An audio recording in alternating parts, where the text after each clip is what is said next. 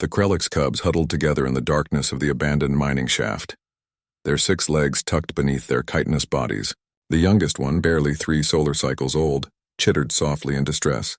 The cave-in had separated them from their colony 6 hours ago, and the temperature was dropping fast. Commander Vexillar had declared the rescue operation too dangerous. The structural integrity of the entire mine network was compromised, and risking adult lives for 3 cubs went against every logical protocol the Krelix Confederation had established over millennia. It was the cold mathematics of survival. 3 young lives versus the potential loss of dozens of trained rescuers. But humans didn't operate on cold mathematics. Sarah Chen had been consulting on the mining operation for only 2 weeks when the collapse happened. She'd watched the Krelix leadership make their calculated decision, seen the parent of the youngest cub lower their head in resigned acceptance, and felt something ancient and irrational ignite in her chest. "I'm going in," she'd announced. Commander Vexillar's translator had struggled with the concept. "This is illogical. You have no offspring among them. You have no genetic imperative. The risk coefficient is unacceptable." Sarah had simply smiled, that peculiar human expression that the Krelix found so unsettling, all teeth and determination. "Yeah, well, I've never been good at math." Now 300 meters into the unstable tunnel, Sarah finally heard it, the high-pitched distress calls of the cubs. Her headlamp cut through the dust-choked air, and she saw them. 3 small bodies pressed against the far wall, their bioluminescent markings flickering weakly in patterns that spoke of fear and cold. The cubs recoiled at her approach. Humans were still relative newcomers to this sector, and these young ones had likely never seen one up close. To them, she must have looked like a nightmare. A creature with only 4 limbs, no protective carapace, and strange, forward-facing eyes that suggested a predator. Sarah knew she didn't have much time. The temperature gauge on her suit read -15 Celsius and dropping.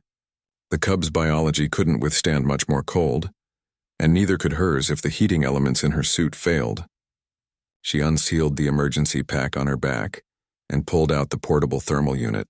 It took 30 precious seconds to activate, but when it did, a warm orange glow filled the small cavern. The cubs' chittering changed pitch, confusion mixing with their fear. "It's okay," Sarah murmured, knowing they couldn't understand her words but hoping her tone might convey something. "I've got you."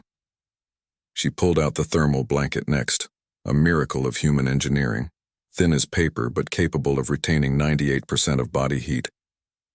The Krelix had been fascinated by such technology when humans first made contact.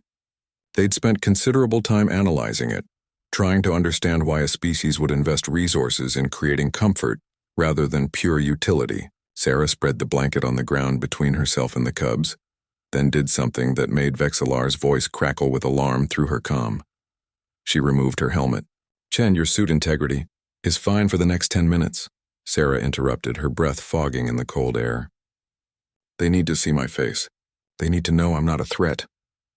The cubs watched, their multifaceted eyes tracking every movement. Sarah kept her motion slow, deliberate, non-threatening. She sat cross-legged on the edge of the blanket and reached into her pack again, pulling out her emergency rations. The youngest cub's antennae quivered. Food. The scent was wrong, alien, but it was food. Sarah broke the ration bar into pieces and placed them on the blanket, then slowly slid the whole thing toward the cubs. "Come on, little ones. I'm not going to hurt you." For a long moment, nothing happened. Then the youngest cub took one trembling step forward, then another. Its siblings chittered in warning, but hunger and cold were powerful motivators. The cub reached the blanket, touched it with one delicate leg, and seemed surprised by the warmth. Sarah smiled and leaned back, making herself smaller, less threatening. The cub picked up a piece of the ration bar and consumed it quickly. The others watched, and when their sibling didn't collapse or flee, they too crept forward. Within minutes, all 3 cubs were on the blanket, huddled around the thermal unit, eating the strange but nutritious human food. Sarah replaced her helmet and began the careful process of wrapping them in the blanket, securing each one gently but firmly. "Rescue team, this is Chen. I have the cubs. They're cold and scared but alive. Beginning extraction now." Commander Vexillar's voice held a quality the translator struggled to convey, something between disbelief and what might have been awe. "Understood, Chen. How did you convince them to trust you?" Sarah looked at the 3 small bundles secured to her back. feeling their weight and the trust it represented. She thought about humanity's long history, how they'd domesticated wolves into dogs, how they'd bottle-fed orphaned wildlife, how they'd risk everything for creatures that weren't even their own species. "I didn't convince them of anything, Commander," she said, beginning the long crawl back through the unstable tunnel. "I just showed up." Sometimes that's all it takes. The extraction took 2 hours. When Sarah finally emerged, covered in dust and shivering despite her suit's heating elements, she was met with what looked like the entire Krelix colony. The cub's parents rushed forward, their gratitude expressed in complex antenna movements and bioluminescent patterns Sarah's translator couldn't fully interpret.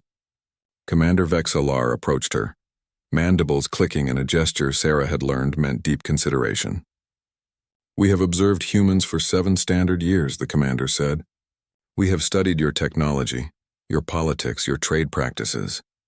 But this we did not understand. You risked your life for offspring not your own, of a species not your own, against all logical calculation. Why?" Sarah looked at the cubs, now safely reunited with their family, then back at the commander. She thought about trying to explain pack bonding, about humanity's strange tendency to adopt anything that looked even remotely vulnerable, about the instinct that made humans stop traffic for ducklings and climb trees to rescue cats. Instead, she simply said, "Because they needed me, and because I could." The commander was silent for a long moment. Then, in what Sarah would later learn was an unprecedented gesture, Vexalar touched one of his antennae to her hand. "We called you illogical. We called you reckless, perhaps. Perhaps we should have called you something else." "What's that?" "Extraordinary." As Sarah was led away for medical evaluation, she heard the youngest cub chittering behind her. The translator picked it up and Sarah smiled at the words. The soft one came. The soft one with the fire and the warm. The soft one saved us, yeah, she thought. That's what humans do. We show up. We light fires in the dark. We throw down blankets. And we whisper the words that every scared child in the universe needs to hear, regardless of how many legs they have. "I've got you."